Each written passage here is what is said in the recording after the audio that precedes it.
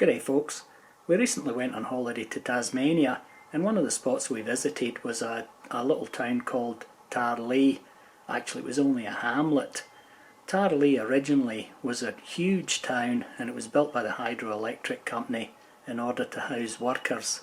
Eventually, with automation etc., it shrank away to nothing, and I think eventually it was abandoned.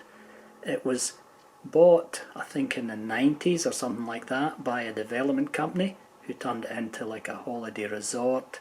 So it's quite unique, or should I say a unique place to stay, because the houses themselves were built in about the 1930s and they've all been restored. But due to the COVID restrictions etc., we were about the only people there, and in the morning I got out and I shot a little bit of video where I actually say Tarraleah a lot, and it just gives anybody who's interested a little bit of a look at Tarraleah. And there I said it again. Behind me is the lodge at Tarraleah in Tasmania.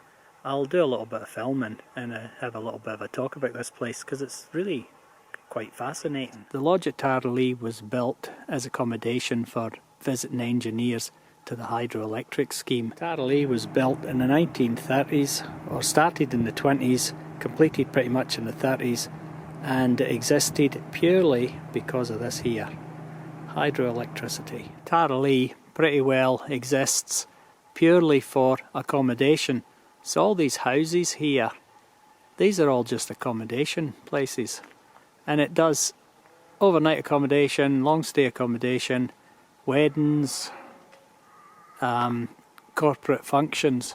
It's really quite amazing because it's deathly quiet, other than the nature and the ducks that are around and stuff like that. And yeah, it's like a movie set, but with no actors. We stayed here last night in a fairly comfortable little cabin, and it was really nice. But we went outside, and it's so dark. Honestly, once you get away from the lights, you couldn't see your hand in front of your face.